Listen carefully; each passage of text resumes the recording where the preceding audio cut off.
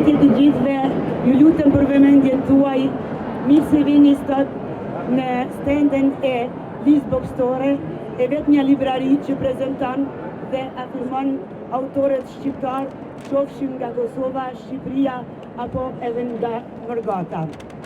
Është kënaqësi e veçantë që për Alb Swiss Televizion sot kemi me ne edhe autorin Agron Tufa, i cili do të prezentoj veprën e tij, për më shumë do të flet ai vetë. Përshëndetje Agron dhe mirë se vjen.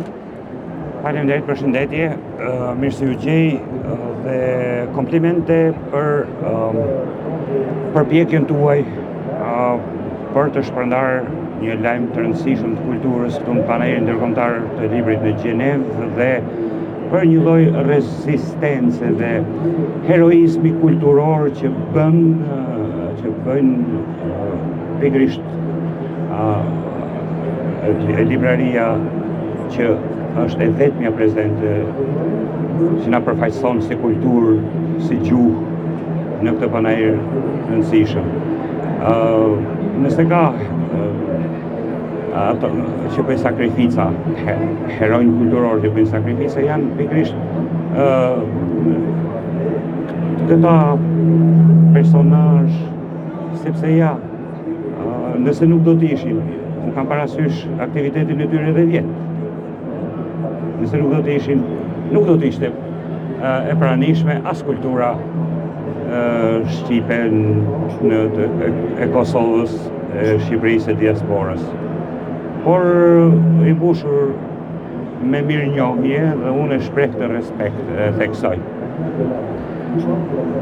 Sa i përket librave të mi, është një surprizë e këndshme, është viti i dytë rresht që në panelin ndërkombëtar të librit në Gjenevë, në këtë shtëpi botuese, kanë qenë librat e mi edhe vjetë, kurse këtë vit janë edhe një spektër edhe më i gjerë i titujve të mi. Unë libër më të ri, më të fundit kam, siç është reklamuar, kam Njeriu Buzlumit, është vëllimi im i tetë poetik, është kryesisht një poezi që i përkas një zhanri të lirikës meditative, lirikës filozofike, të shkruar kryesisht në jashtë Shqipërisë. Janë poezi të shkruara, për herë të parë janë poezi të shkruara të gjitha. Edhe vëllimi dhe filozofia e vëllimit është konceptuar e tillë jashtë Shqipërisë, jashtë atë dheut. Cilat janë temat që shtjellën libri juaj? Temat janë kryesisht në koha, dimensioni, njeriu përballë njeriu që përjeton rrjedhën e kohës, të ndryshimit, drama e ideve, idealeve, është boshllëku që zbrastia që krijon mungesa pushat dheut, është janë lirika që në një mënyrë një tjetër lidhen me qendresën e qenies njerëzore, jo si një qendresë në kuptimin luftarak, ajo rezistenca që na duhet të bëjmë në përditshmërinë tonë për të mbijetuar, për të rezistuar ndryshimit negativ, për të shfaqur gjithmonë më fort thelbin dhe destinin që na ka përkufizuar, na ka dhënë trajt dhe formësuar si qenie. Janë si thuaç ai lum kohe që rrjedh pa ndërprerë dhe na ndryshon duke na lënë në thelb të pandryshuar. Mbase do të ishte me rëndësi që të gjej një poezi të shkurtër për të dhënë një ide, ose thjesht poezi e parë që hap libri. Atë dhe mu bën idet.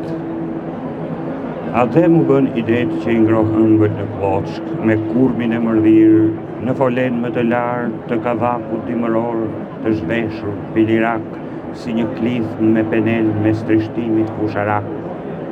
Idet mu bën atë dhe i dehur me vetmi në folen më të lartë ku nuk ngjitet asnjëri, ku i kal trigjak venos mezi shtyhet pikë ku dhe kloçka e pangrohur në fole ka rrezik mos me qel zoq të gjallë për një stin, për një vit, për një jetë që përbëlitet me atë dheun kock në fyt. Shumë faleminderit. Kthehem pak lexuesit shqiptar, ndoshta do të pyetur ata, por cila është përshtypja juaj, si është pritur libri tek lexuesit tonë? Po nuk kam dyshime dhe me thënë drejtën, as që më intereson se si e pret lexuesi, me entuziazëm apo me shpërfillje.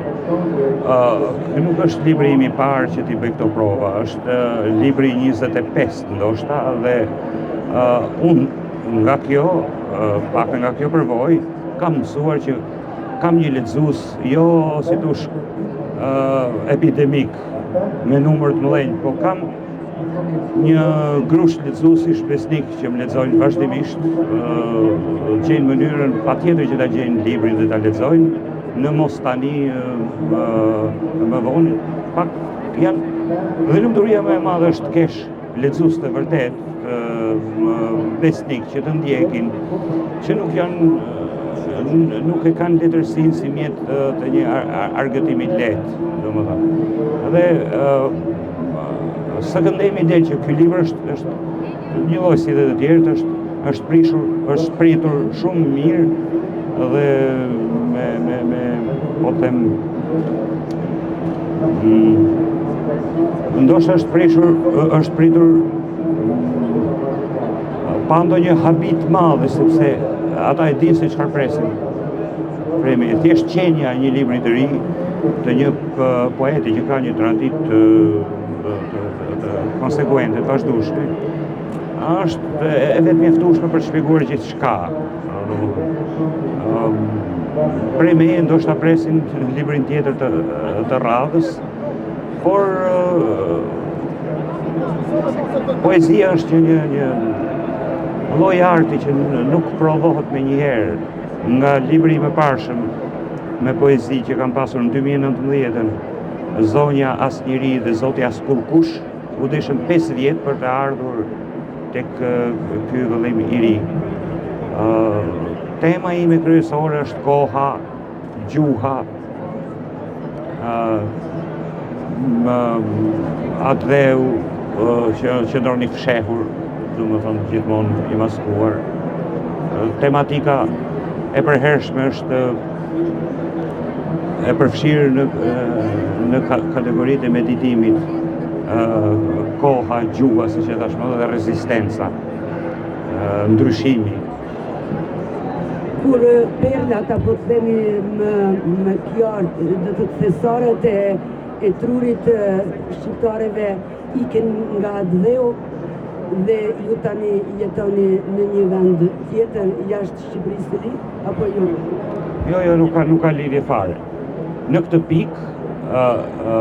pikë shkrimi nuk ndikohet nga të qenit apo të mos qenit në atë dhe. Ne jemi gjithmonë në atë dhe në momentin kur shkruajmë dhe kur e botojmë. Fakti që ne kemi botuar librat, dhe ato janë në Tiranë dhe në Prishtinë dhe në Panajire të tilla, nuk na krijon asnjë kompleks distancimi etj. Ndoshta këtu ka lidhje të qenët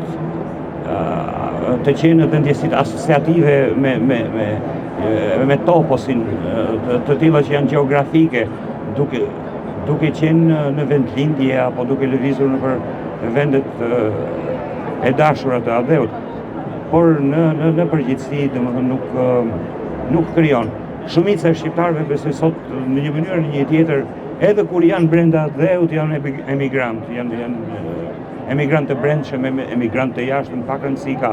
Po ka një që është të mrekullueshme, që është shkrimi, dhe shkrimi na përbashkon të tërëve si një rrjet. Faleminderit shumë.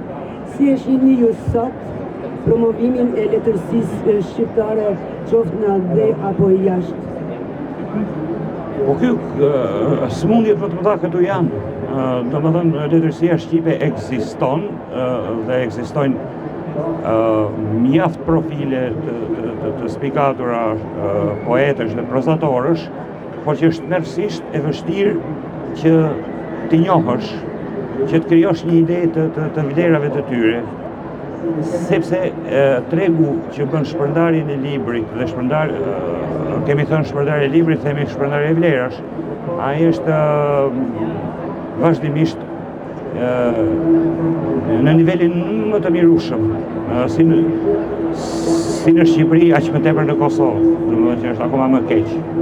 Domethënë kemi një luftë dashakeqe, tregtia e librit më shumë se sa qarkullim libri është si luftë tregtarësh gjize, domethënë me bllokime.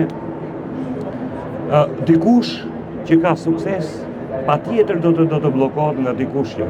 Pra, po këta janë si thua efekte anësore kur nuk ekziston një politik shtetërore mbi kulturën që të mund të krijojë një harmonizim, promovim, shpërndarje.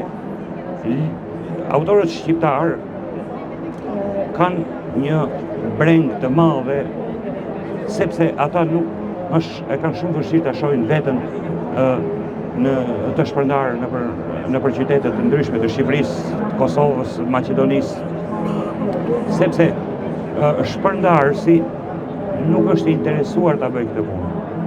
Domethënë, edhe ura që ekziston midis një autori dhe lexuesit është shpërndarësi, është librashitsi, është rrjeti i shpërndarjes.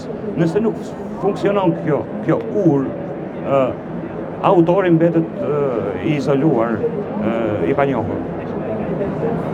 Vetë fakti pra se edhe libraria Lizës Bookstore të gjithë këtë organizim e ka bërë në baza vullnetare, mërgata shqiptare, a mendoni ju se është e ushqyer apo i përgjigjen sadopak nevojave të tyre autorët dhe letrarët dhe shtetin në aspektin institucional? Shko, kjo është një temë që kërkon shumë për të thënë. Unë prandaj e vura theksin që në fillim që për librarin ku ne jemi duke folur dhe që ndrojmë dhe është pak në viti i dytë që vi këtu, është një rast atipik, një shembull i izoluar dhe prandaj unë e quajta maq sa mundë një lloj heroizmi kulturor, domethënë, sepse nuk bëhet si bashkërendim i një financimi shtetëror apo privat, po ajo është një ndërmarrje krejtësisht autonome, private, për të lënë atë boshllëk që e kanë lënë shtetet shqiptare në Ballkan. Ja dalim të shohim, nuk ka vetëm kjo dhe është një hapësirë krejtësisht e respektueshme, goxha e madhe këtë vit. Dhe kemi të vetëm mundësi, por unë kam qenë edhe në panajiret e tjera dhe është për ta vajtuar se si përfaqësohet letërsia shqipe. Kam qenë në panajiret e Leipzigut, në panajiret e Frankfurtit, domethënë e gjen një raft të vetmuar të librit në Shqip, ndërkohë që ke shtete shumë pak më të fuqishme se sa kultura shqiptare si Maqedonia e vogël e tjetër, apo Malizi e tjetër, dhe përfaqëson shumë më mirë. Edhe një herë pra i rikthehemi asaj që Shqipëria vazhdon të vuaj nga një strategji, një platformë kulturore atvedashse. Domethënë, ne tashmë jemi 2 shtete në Ballkan. Dhe parimi një gjuhë, një kulturë duhet të kishte funksionuar fuqimisht. Mirë dikur që na pengonin Enver Hoxha apo Slobodan Miloševići apo Tito, që kishin murin mes. Po sot, kush na pengon që të harmonizojnë platforma kulturore, sidomos në lidhje me librin.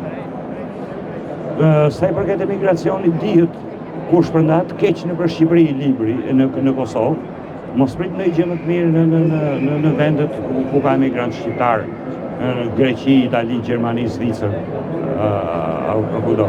Katastrofë është e dhimbshme. këtu po mbyllën shkollat një herë. Ka një fenomen që unë se kuptoj. Mbushën xhami dhe le të mbushën se fundit feja është, nuk jam kundër asaj. Po a nuk ishte mundur që të bëshin pa uspras shkollat? Ose duhet të biseduar me imam së shqiptar janë dhe ata për t'i rifurnizu dhe rikthyer edhe një herë shkollë, arsimi shqip. Një shqiptar që nuk flet shqip, ai nuk është shqiptar. Pse nuk është shqiptar? Në kuptimin gjenetik mund të se ne na bën shqiptar vetëm gjuha shqipe. Shtetet e tjera janë të krijuar në identitetet e tyre mbi bazën e fetare, mbi bazat e tjera. Ne shqiptarët kemi gjuhën. Domethënë hiqe gjuhën dhe nuk di çfarë jemi pastaj. Së këndemi që gjuhë duhet të mbijetoj edhe në kushtet e emigrimit, të kenë shkollat e tyre dhe sidomos libra. Kjo është qëndresa për cilën po flasim. Nëse bëhet fjalë për qëndresë në planin më të hepër, më të lartë, është plani i rezistencës së identitetit. Domethënë, nëse ti qëndron dhe nuk humbet dhe nuk shpërfilirohesh në identitetin tënd, domethënë, kjo është rezistenca dhe qëndresa më e lartë. Jemi ndoshta me fat në rinia në Mërgat që ende kemi njerëz se që jeni ju dhe disa të tjerë që megjithatë pa mbështetje institucionale jeni pranesh, mirë po, si që thatë edhe ju, nëse shuhet vazhdimësia e mbajtjes gjallë së gjuhës, do të thotë shuhemi, ndoshta mund të themi edhe si kombë, spaku Mërgata në Evropë. Çfarë do të kishit dhënë Mërgatës si mesazh pa pritur nga institucionet e Kosovës? A mund të bëjnë diçka më shumë? Kjo kërkon ndërgjegje shumë të lartë, sepse problemi më i tmerrshëm që ka Negri, nuk i kam parasysh shtetet e tjera, po të paktën flas për Zvicrën. Domethënë, vetëm në atë qytetin ku unë jetoj, ka 470 nxënës shqiptar të familjeve shqiptare. 470. Edhe të gjithë flasin me djemtë e mi, me fëmijët e mi, flasin frëngjisht, jo shqip. Domethënë, pse? Sepse nuk ka shkollë. Kanë komunitetet portugeze, kanë komunitetet italiane, komunitetet të ndryshme, madje edhe etiopiane. Nuk shqiptarët, megjithëse janë në një numër jashtëzakonisht të madh, nuk organizohen dot. Për çfarë? Për një shkollë shqipe. Pse? Sepse ne e dim se këtë enigmë duhet ta kërkojmë te trut e prindërve të tyre. Domethënë, sepse udhim së ndoshta me dhënë 10 euro, 20 franga. Domethënë, apo se kanë sa ide terroriste që nuk duhet me ja ngatru guhën fëmijut tem, sepse duhet përqendrohet te frëngjishtja. Kjo është katastrofë. Nëse e humb gjuhën fëmia, ai nuk është shqiptar sa me la gojën, si dhe ose nuk është e tij. Si nga e mundur një rrjet shkollash shqipe pa ndihmën e shtetit. Fare s'ka nevojë. Por e falas, unë afrohem t'ju jap mësim falas. Su dua asgjë. Nuk dua. Nëse s'duan, atëherë nuk bën rezistencë edhe shkojnë, si me thonë, identiteti i tyre shkojnë falni për shprehjen si shurra e pulës. S'duan me qenë. Po ja pra që ka të tjerë që duan, janë italianët, janë portugezët, janë ashtu, rezistojnë. Tani si duan mbushi mendjen. Ndoshta kjo nuk jam unë njeriu ideal, po unë e flas se jam shumë i nevrikosur, u flas shumë ashpër këtë gjë. Të kesh 470 nxënës shqiptar, nga familje shqiptare, dhe të mos kesh asnjë shkollë, kur ka shkollë arabe, shkollë srilankese, shkollë italiane, shkollë portugeze, të ofron pushteti lokal vetëm i këtë shkolla. Dhe madje ka qenë një shkollë deri në vitin 2004-2005. Aty, po, e shpërndan, s'duan. Ky është një problem shumë i madh që lidhet si me gjuhën, si me shkollën, si me librin me që po flasim. Sepse njëri që nuk di gjuhën, ai s'ka për ta lexuar ndonjëherë asnjë libër shqip.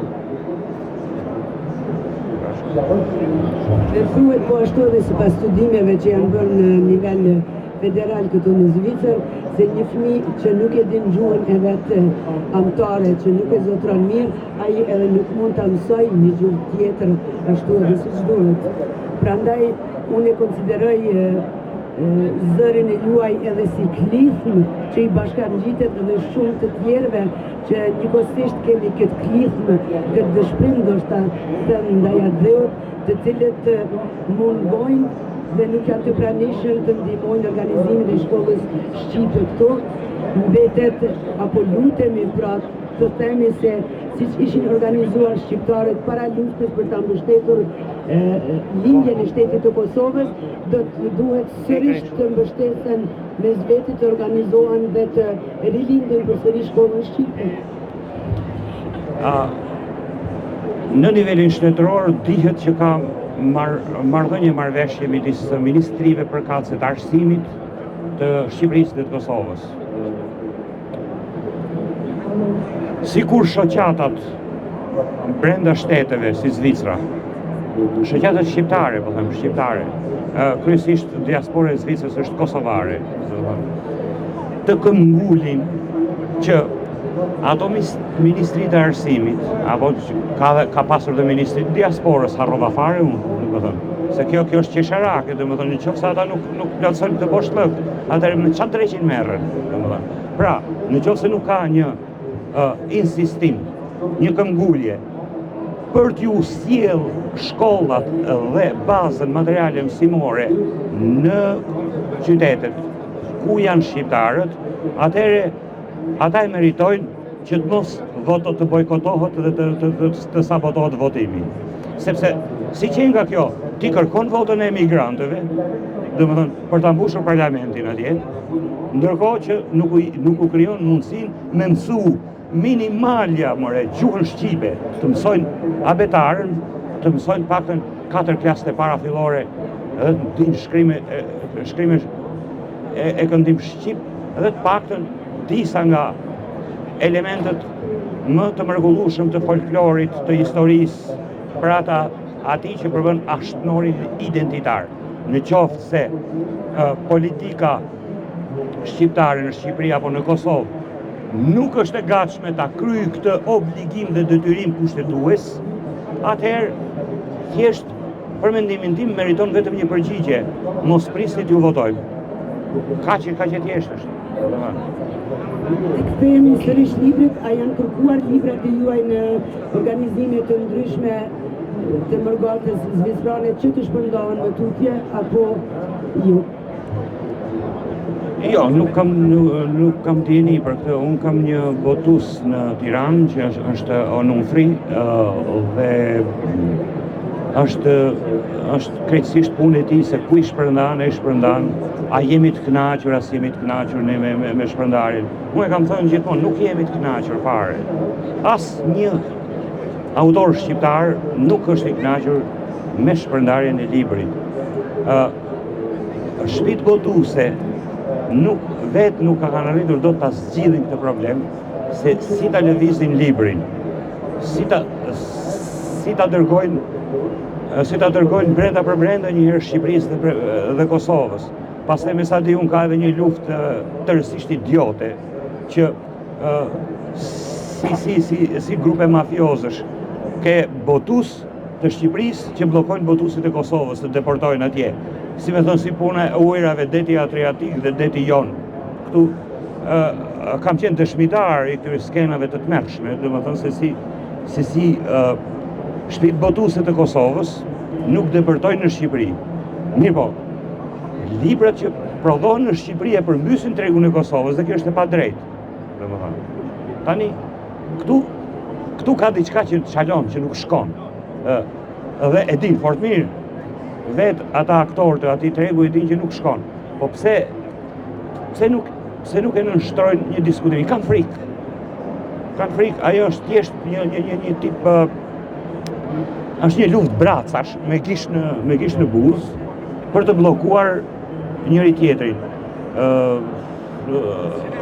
Ndoshta duhet kaluar në një fazë tjetër të tregtimit të librit, domethënë platformat online, mënyrat e ndryshme që ti anashkalosh e ti shpërfillësh këto barrikadat e barrierat e primitive që kanë ndërtuar midis botës shqiptare. Emigracionin mos flasim, vetëm kur ka iniciativa private. Dhe përsëri një shembull është kjo librari në cilën ne jemi të ftuar si mysafir. Para se të përfundojmë, që të jepni edhe porosinë e fundit për shikuesit e Aq Suisse, mund të lexoni edhe disa vargje të zgjedhni një poezi të shkurtër.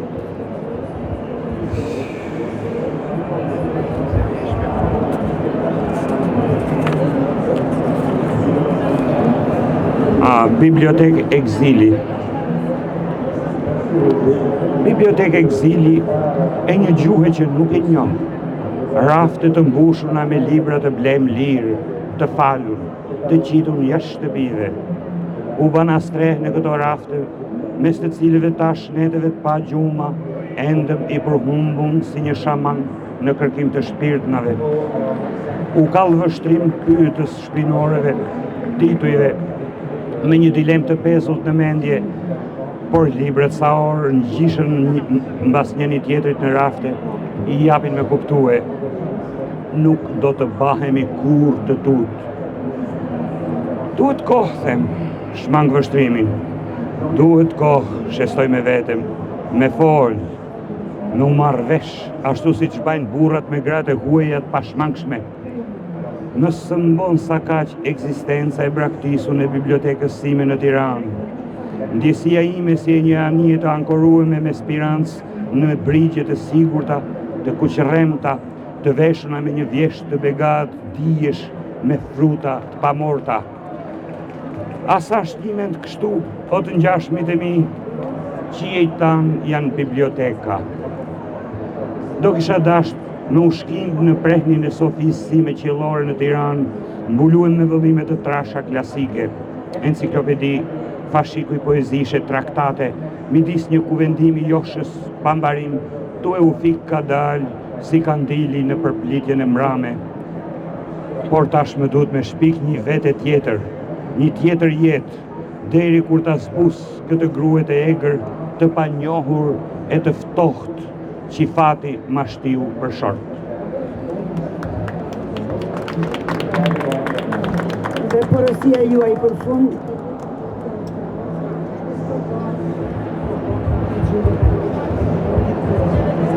Me qenë se më shumë kjo është një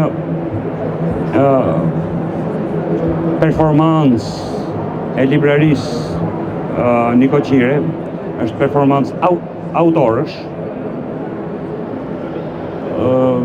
do të thoja, doja të hedh një tezë, një ide që jam të hershme, një tezë pa shtjelluar. Gjithmonë më ka munduar ose më ka impresionuar thelbi i marrëdhënieve të shkrimtarit me shoqërinë. Është një temë që ka qenë gjitha shekujt, me thënë drejtën. Shumë shkrimtarë kanë në qendër të tyre në forma në zhanti, turma etj. Unë e shtroj kështu. Çfarë lloj marrëdhëniesh ka një shkrimtar me shoqërinë? Çfarë lloj marrëdhëniesh apo indiferencash, shpërfilljesh të ndërsjellta ndërton një shkrimtar me shoqërinë? Meqense shkrimtari është pakic përballë shoqërisë, pakic, po themi një. Detyra e tij është të kufizuar faktën. Dhe unë mendoj se vetëm detyrë e tij është të shkruaj mirë, të shkruaj sa më mirë, të shkruaj sa më përsosur të mundet. Përndryshe, nëse nga ana e vet si palë, ky nuk e kryen mirë këtë detyrë, atëherë është i destinuar të harrohet, të mos mbijetojë. Ndërsa shoqëria nga ana e vet, përveç poezive apo romaneve, sa do të shkëlqyshme qofshin këto, të shkruara mirë etj. Ka 1001 punë të tjera, mund edhe të mos i lexoj. Por duke mos e lexuar poetin e vetë të mirë. Shoqëria ka ta ndisë në një nivele të tilla ligjërimi, të vajtueshme, sa të bëhet shumë shpejt pre e tiranëve dhe diktatorëve. Dhe ne këtë kemi provuar pas luftës së dytë botërore. Ky besoj se është ndoshta dallimi që unë ndjej tani për tani. Dhe ajo që do t'u thoja shkrimtarëve e tjerë, të kërkojnë atë që është për ta zanathiu, identitet. Ty mund të shkruash për plagët në përgjithësi, po është e pandershme të mos shkruash për plagët të tua. Kam aty Apollonin, për shembull, që besoj që e ka kap Demin nga Brirët me disa nga libra rrënqethës, domethënë. Është Rita që i rikthehet Zanathillës, ku themi, e të tjerë. Është Besi për më tepër me ato nokturnët në kokë, imazhet e di. Po nëse ne abstragojmë dhe nuk përqendrohemi, domethënë tek ajo, se ne jemi virtuoz, më falni. Jemi virtuoz, tim të shkruajmë, të imitojmë stile, të shpikim të gjitha, të bëjmë show, të bëjmë xhonglerizëm me shkrimin. Jemi të bëjmë si ushtrime stili si Raymond Queneau, për shembull. Po në qoftë se këto janë thjesht truke boshe, pa përmbajtje, sepse gjuha është prisk. Drejtoja atë për ta prerë atë tumor që lëngon prej kohësh. Se shkrimtarët, falë Zotit, kanë një dhunti dhe kanë një gjë të mirë. E kanë ilaçin e shërimit vetë, domethënë. Ti ndodh se katarsisi në antikitet, jo ato që e bëjnë partitë politike.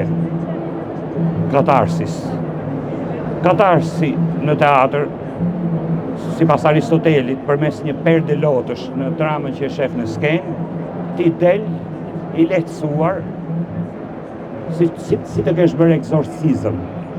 Domethënë, shkrimtari e ka këtë ilaç. Domethënë, ai, si thua, kacafytet me një breng të caktuar dhe e tejkalon atë me shkrim. Edhe këtu besoj se ky është thelbi i letërsisë, jo me habit kënd, se askënd nuk habit dot, që nga Homeri. Faleminderit. Shumë faleminderit. Njëkohësisht ne lexuesit apo mërgata e re shqiptare këtu ndjehemi shumë të vegjël para njerëzve si që jeni ju, që vini dhe na inkurajoni apo edhe na mbështetni gjithmonë që të kultivojmë, të ruajmë dhe të promovojmë gjuhën tonë të bukur shqipe, jo vetëm përmes librit, por edhe përmes aktiviteteve të ndryshme. Megjithatë, po ju jap mikrofonin dhe u kërkoj ndjes gjithë miqve të mi që më njohin, dhe ata që miqve të mi ish studentë të tjerë, që e zgjata si duket, tani po i bëj hesapin dhe po jap llogari vetës, si duket ka një 6 vjet që më mungon auditori i universitetit dhe kështu që u hapa si vaj në lakra. Kështu që ndjes për këtë pikë. Ciao. Shumë faleminderit, andaj të dashur të gjithë ju të pranishëm, mos lejoni që këto libra të mbyllen në sirtaret e vitrinave vetëm të librarisë Lize Bookstore, por përfitoni dhe merrni ato jo ndoshta për të lexuar ju vetë, por që t'i leni brezave të rinj që do të vinë dhe fëmijëve që i keni në familjet e juaja. A ka dikush ndonjë pyetje për autorin? A ka vetje? Duke nisur që në fillimet e tua si shkrimtar dhe deri në ditën e sotme, normal lexuesit të kanë ndjekur dhe gjithë llojet e shkrimit i ke sjell një fytyrë të re në letërsinë shqipe, ke autorët e ri në stil të prozës shqipe dhe të poezisë sigurisht, por unë do të thoja këtë gjë, edhe të shkrimit eseistik që e ke vërtet shumë interesant, me humorin, me ironinë, me sarkazmon shumë të fortë, që e përdor pasaj edhe në prozën letrare.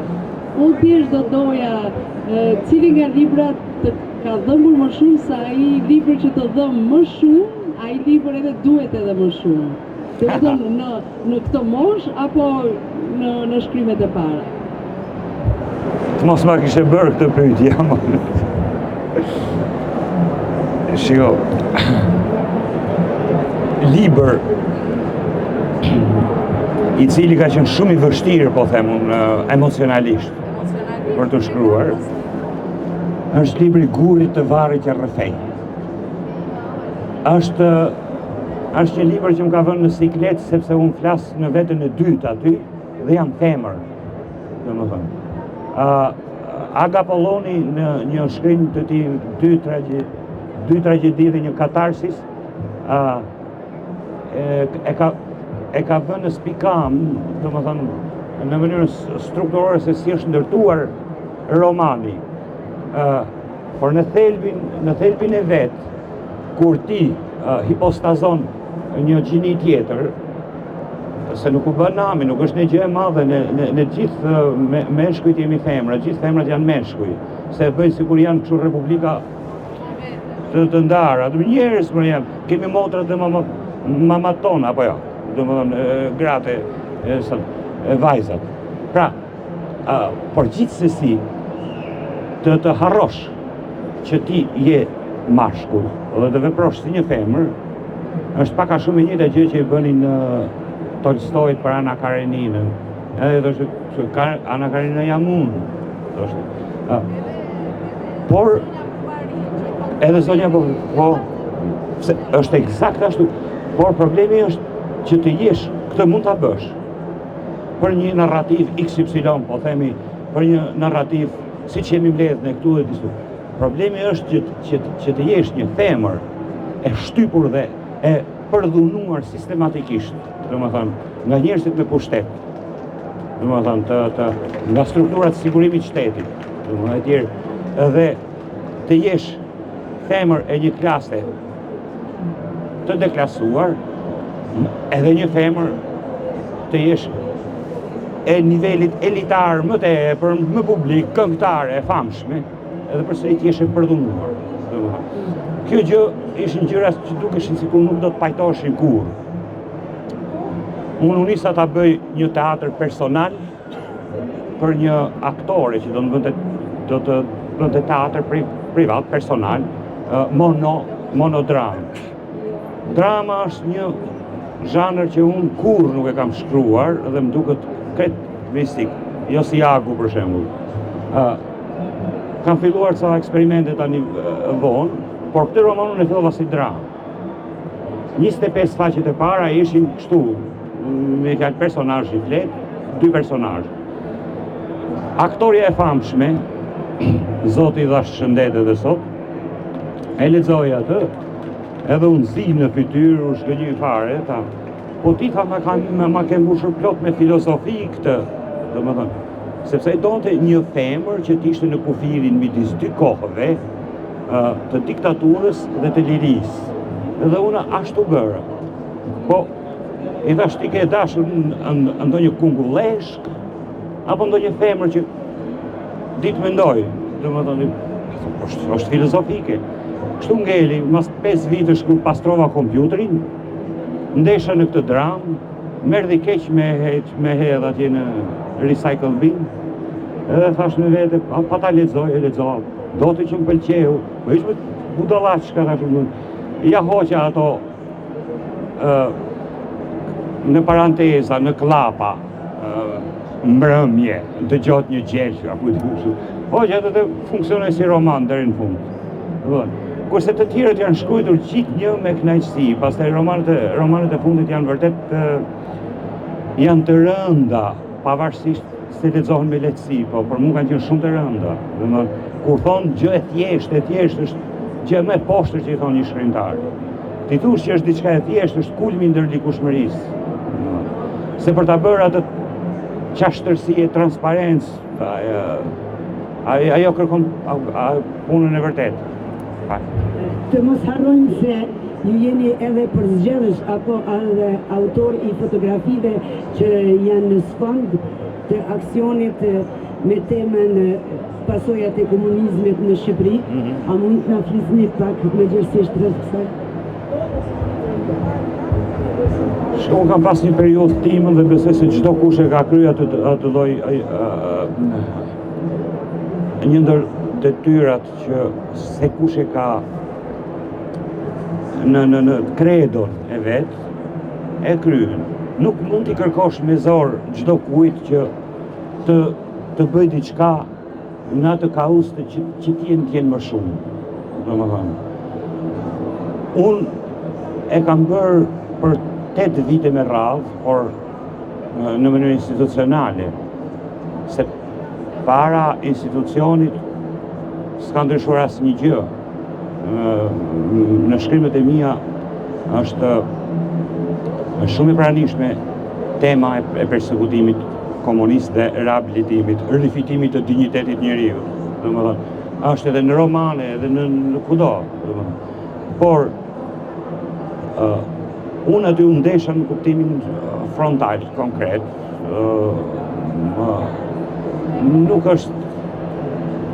është ndonjë tragjedi e madhe, ose jo, nuk është ndonjë zhgënjim I madh për mua të mos të kuptojnë, ose të kundërvihen.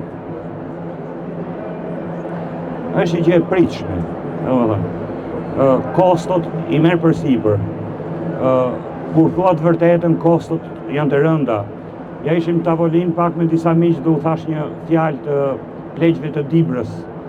Thuaje të vërtetën dhe shkoj mbyllur për gjak. Ky është çmimi. Kështu që nuk ka asnjë gjë të mahniqshme, të habitshme, të trondis këtu, në rendin e gjërave. Te ne nuk thuhet e vërteta dhe ky është problemi. Domethënë ta thuash të vërtetën, ti shpallësh automatikisht armik, do përndiqesh, etj, s'është gjë e re. Ndoshta gjithmonë kështu ka qenë. Domethënë, por unë jam krenar që kam arritur të botoj 120 volume në drejtimin tim. Të bi tërmet apo pjesërisht përmbyj, ato nuk zhduken ato libra. Edhe pa ta bërë një hile që është marrë vesh me të gjitha bibliotekat e çdo qyteti të Shqipërisë dhe një marrëveshje me postën e Shqipërisë, që sapo votoheshin të shkonin direkt falas. Për çdo kënd për t'i parë. Tani unë I kisha me gjithë mente. Isha nis ati me besa bes, isha nis ati qëllimi. Shkova deri ku shtrieshin mundësitë e mia. Keni parasysh ato formulat që bën Hipokrati apo mjekët e tjerë. Formulat e tyre thonë që do të përpiqem, do të bëj deri aty ku shtrihen mundësitë e mia. Ku mbarojnë mundësitë e mia, s'mundem më. Nuk jam binjeri. Kështu që unë e quaj si periudhë krenare atë përpjekje timën dhe besoj që u kam sjell shumë dobi njerëzve, sidomos familjeve që kanë qenë me plagë të tilla. Kam mbajtur mbi 1700 orë regjistrim të mbijetuarve nga kampet mortore të Tepelenës, të burgjeve, të ndryshme. Ata ekzistojnë sot. Janë me zë, domethënë. Kështu që kaq mund të them për. Dikush në një pyetje tjetër? Përshëndetje. Nuk kam ndonjë pyetje të veçantë, por me agronin, profesorin njemi Moti. Sigurisht prej shkëndarëve më të mirë që ka Shqipëria, letërsia shqipe, ka studiosve më të mirë, edhe në Shqipëria mbajnë si profesorin më të mirë. Nuk di, ai se ka këtu, nuk kemi pa që disa vite, 6 vite më është. 6. Ashtu kisha. Dhe kam një pyetje krejt të thjeshtë. Ke pas kohë më shumë në Shqipëri, në shkru, apo këtu? Si kam bërë një shaka të rëndë një herë me Elvanën, nga këto s'kisha kohë fizike të shkruaj, domethënë midis 2 universiteteve, instituti, fëmijët, dhe thash, si duket mu vetëm po më futën në burg, atëherë do të shkruaj atë që kam thënë. Edhe erdhi në një formë një tjetër ndodhi këtu. Atë kohë që se kisha atje në Shqipëri, e pata këtu. Mirë po, vini e kujdes, abuzimi me kohën ndodh në çdo lloj niveli. Domethënë dhe këtu unë u përpoqa, domethënë kam shkruar për aq sa për 20 vjet nuk do kisha shkruar në Shqipëri. Domethënë përfshi këtu dhe për kthimet. Për kthimet, të paktën jam shumë i lumtur që vepra më e përzgjedhur e Fjodor Dostojevskit do jetë në Prishtinë e botuar. Për herë të parë do i shlyj një borxh, sepse Dostojevski është përkthyer disa herë në Shqip, po është përkthyer gjithmonë, është sjell ku fama e tij, Argivoli. Edhe për këtë e numroj te krijimtaria, edhe këtë. Nuk e di, po e kam pas frikën se të pasurit kohë ta bën shkrimin obsesion të keq. Unë kam ditur të luaj midis pasioneve të tjera, të lojrave të fëmijëve, të pasionit tim përhershëm futbollit, domethënë, edhe të gjërave të tjera, dhe u kam lënë atë natyrshmërinë e vet pa i dhënë gomarit ngarkesën e kalit, domethënë. Faleminderit, nëse nuk ka pyetje tjetër këtu dhe po e përfundojmë. Faleminderit. Faleminderit. Ishte shumë këndshëm.